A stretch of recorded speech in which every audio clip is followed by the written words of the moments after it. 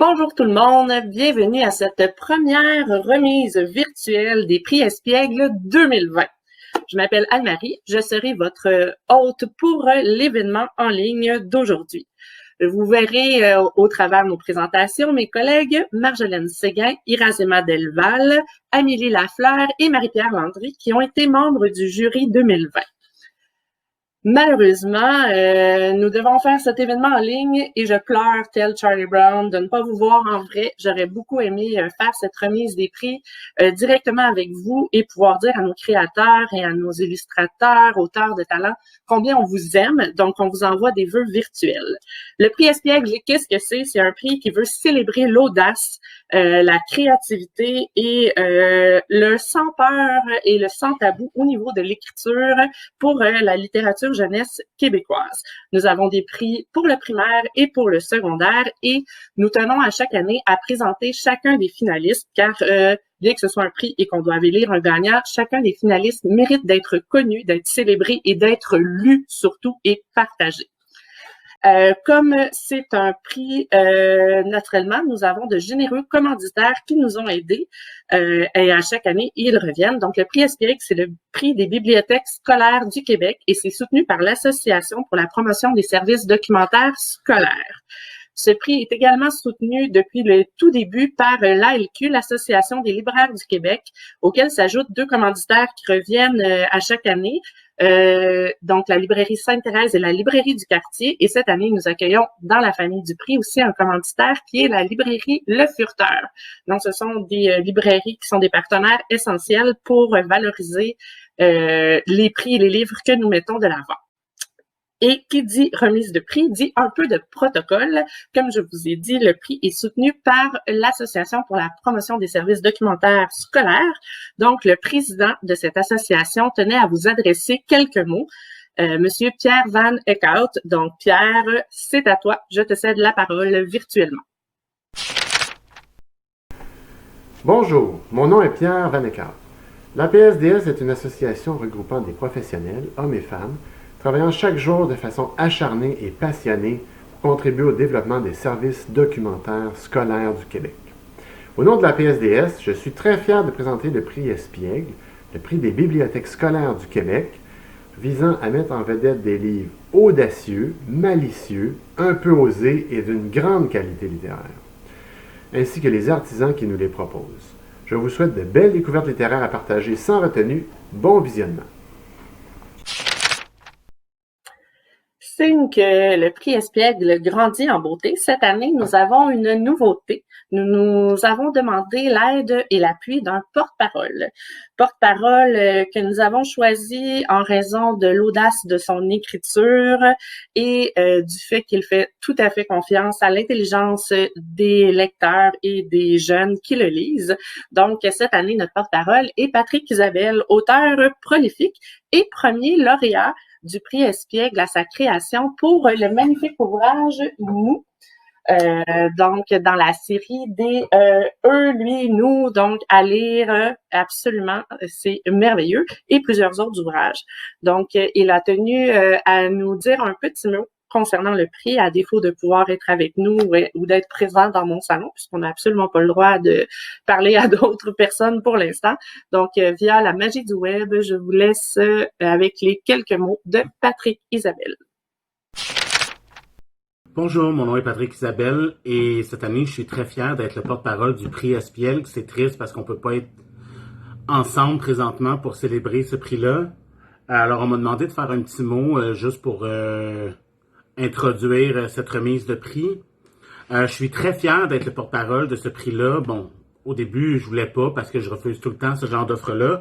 Mais le prix Espiègle est essentiel pour moi parce que ça met en lumière des auteurs et des livres qui ont de l'audace, qui osent aller plus loin, qui osent se fier à l'intelligence des jeunes lecteurs. Et pour moi, en tant qu'auteur jeunesse, c'est quelque chose qui est très important, qui est essentiel. Et je suis content de voir les bibliothécaires scolaires se mettre de l'avant et aller au front pour défendre ces livres-là. Donc, bravo, prix Espiègle. Bravo également à tous les finalistes et bonne chance.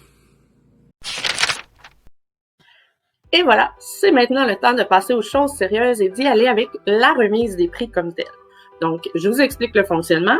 Nous allons d'abord commencer par les prix pour le primaire.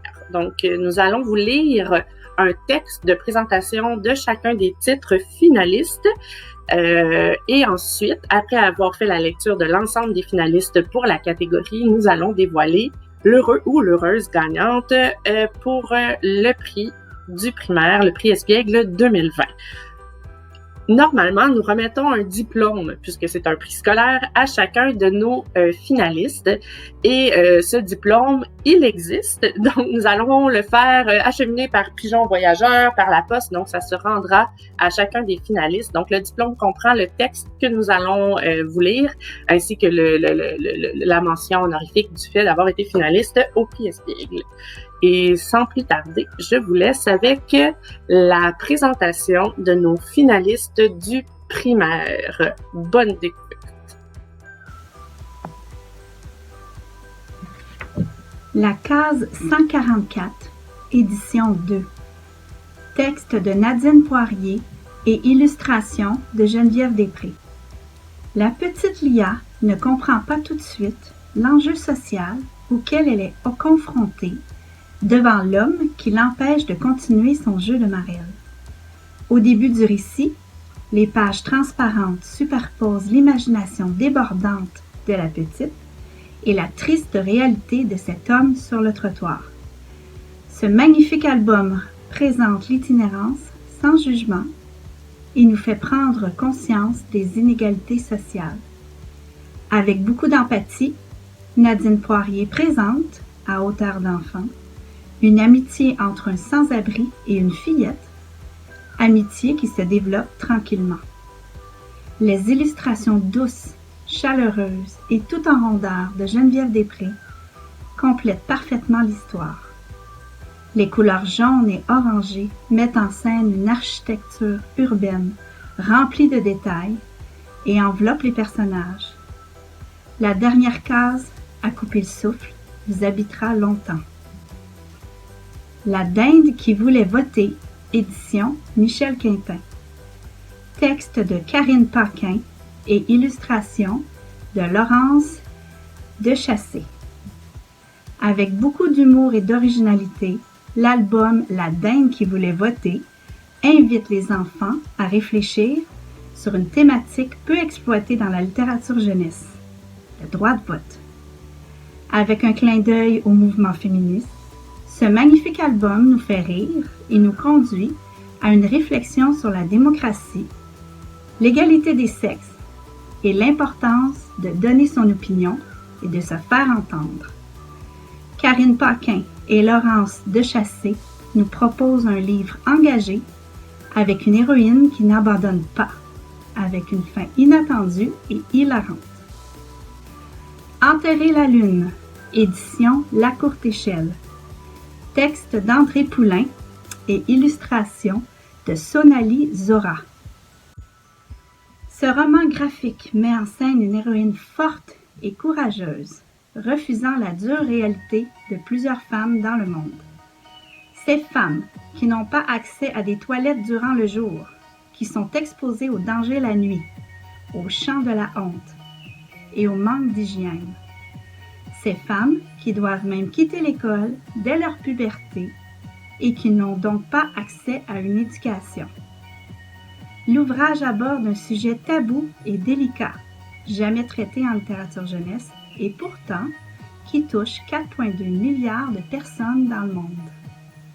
L'écriture en vers libre d'André Poulain est audacieuse et surprenante. Ce choix poétique et épuré ajoute une puissance sur chaque mot et appuie fortement les émotions vécues par les personnages. Les illustrations de Sonali Zora sont magnifiques et nous font découvrir toute la richesse et la beauté de la culture indienne. Un bijou étonnant. Les étoiles par Jacques Goldstein, édition La Pastèque. Avec sa magnifique plume et ses superbes illustrations, Jacques Goldstein nous parle d'amour et d'amitié. Il nous présente deux protagonistes attachants, un garçon juif et une fille musulmane qui se lient d'amitié contre la volonté de leur famille. Il nous fait réfléchir sur l'intolérance, sur la peur de l'autre et sur nos préjugés. L'histoire nous fait penser à un Roméo et Juliette moderne, avec une femme pleine d'espoir et d'orgueil. Cet album nous rappelle qu'il faut continuer de parler de ces différences qui nous séparent et qui nous empêchent d'avancer ensemble. Kid, texte d'Amélie Dumoulin, illustration d'Émilie Leduc, éditeur Québec-Amérique. Kid est un album unique qui nous touche droit au corps. Amélie Dumoulin aborde avec délicatesse et avec une grande finesse un drame social très peu abordé en littérature jeunesse. Sa plume, sensible et bienveillante, montre la nécessité d'intervenir devant la maltraitance des enfants. La métaphore utilisée est originale et nous fait comprendre une réalité inconcevable pour certains enfants dans notre société. Avec les illustrations tendres et douces d'Émilie Leduc, l'ouvrage donne une lueur d'espoir, avec certains mots et détails dans les images qui brillent dans les noirs. Magique. Méchant Far West, tome 2, texte de Marc Pelletier, illustration de Richard Écrapou. Éditeur, Monsieur Ed. Les duos de Bill Crapule formés par Marc Pelletier et Richard Écrapou nous entraînent dans les affres de la méchanceté dans cette seconde aventure mettant en vedette les répugnantes crabes. Le Far West dépeint y est toujours aussi absurdement méchant. Point de repos pour le méchant lecteur car la plume acérée des Marc est soutenue par un vocabulaire d'une richesse machiavélique. Texte et illustration jouent malicieusement avec les codes de récit nous plongeant dans une mise en abîme délicieuse. Attention, pour en savourer pleinement toute la portée, il faut pousser la lecture dans ses derniers retranchements, car même la lecture des crédits du livre expose un mordant qui sied bien à l'univers campé. Et voici le moment tant attendu. Je suis très, très fière de vous annoncer que les lauréats 2020 du prix Espiègle pour le primaire est remis à André Poulain et Sonali Zora pour le magnifique Enterrer la lune. À découvrir absolument, rempli de poésie, de beaux mots et très édifiant et éducatif tout à la fois.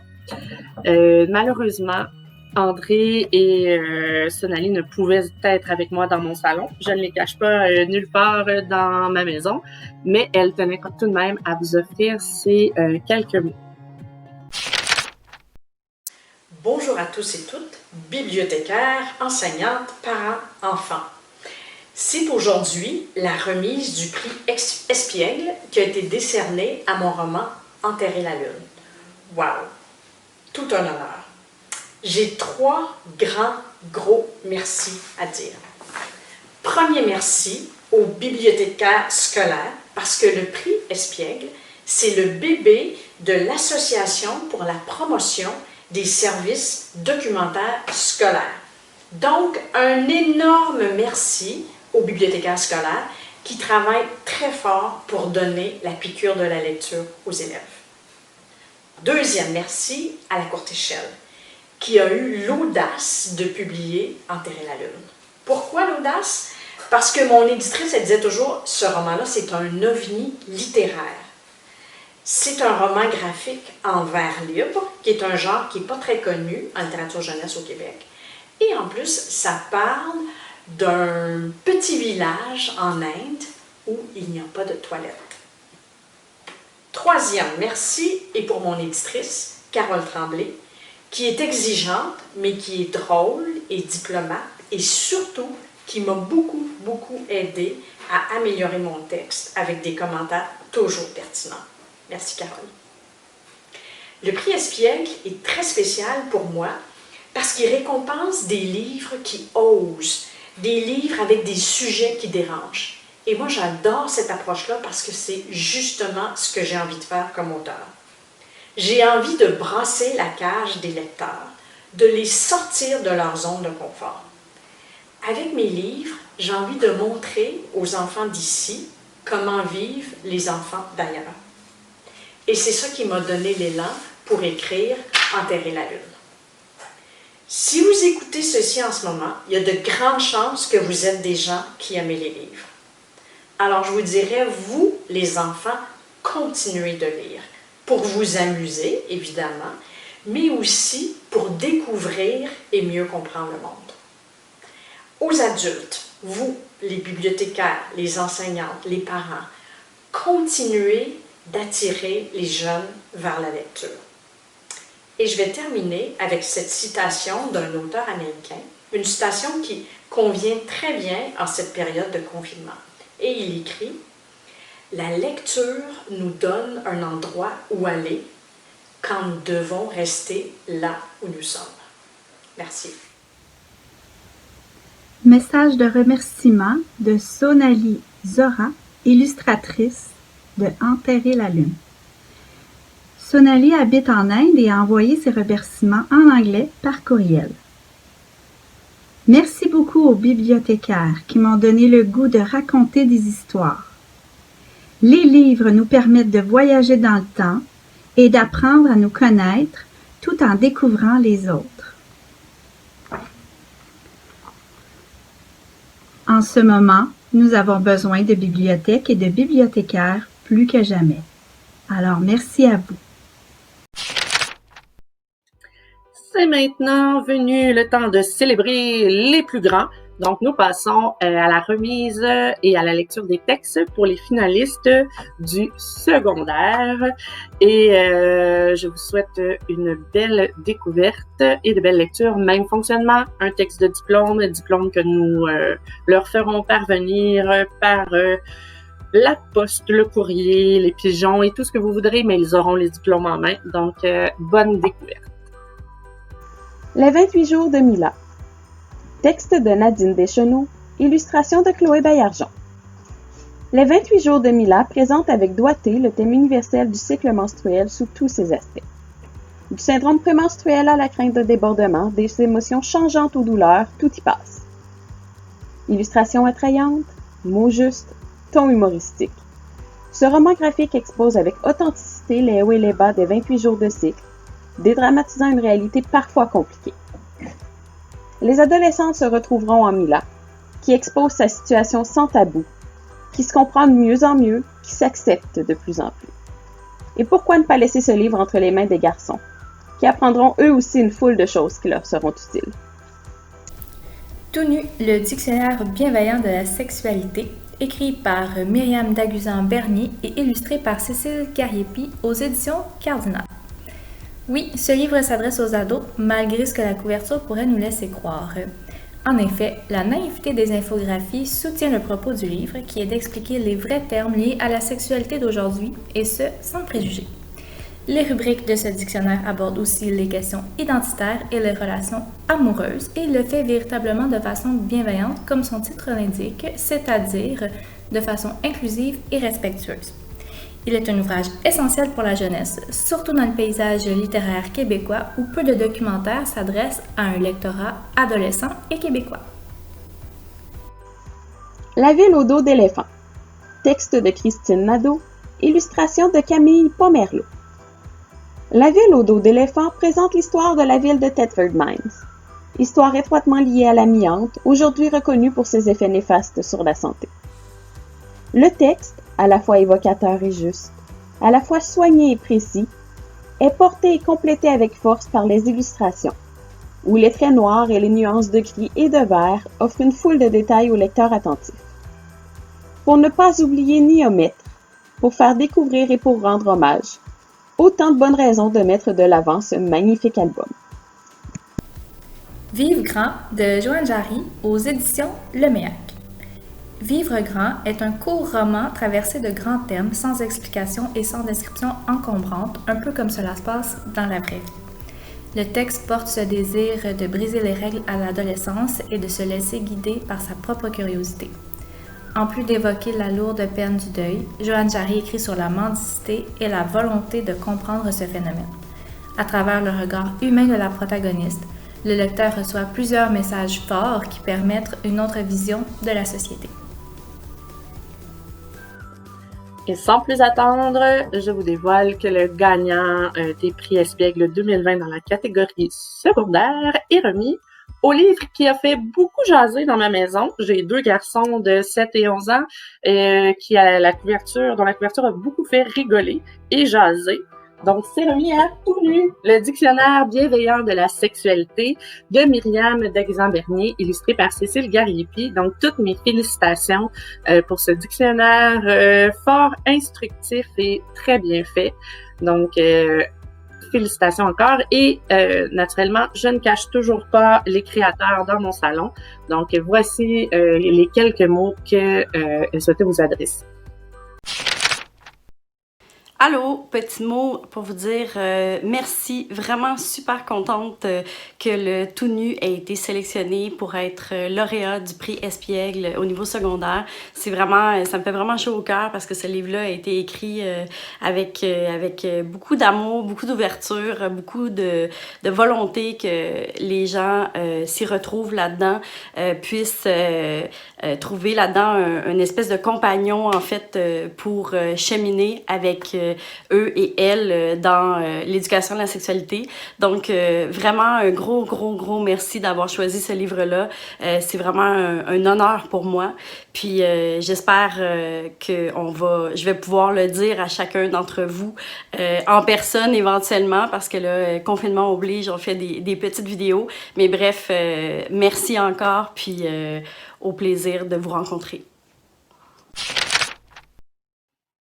Et voilà, c'est tout pour cette édition virtuelle des prix Espiègle 2020.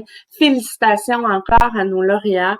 Votre talent, votre créativité, votre audace est au service des enfants et des adolescents et je vous en remercie.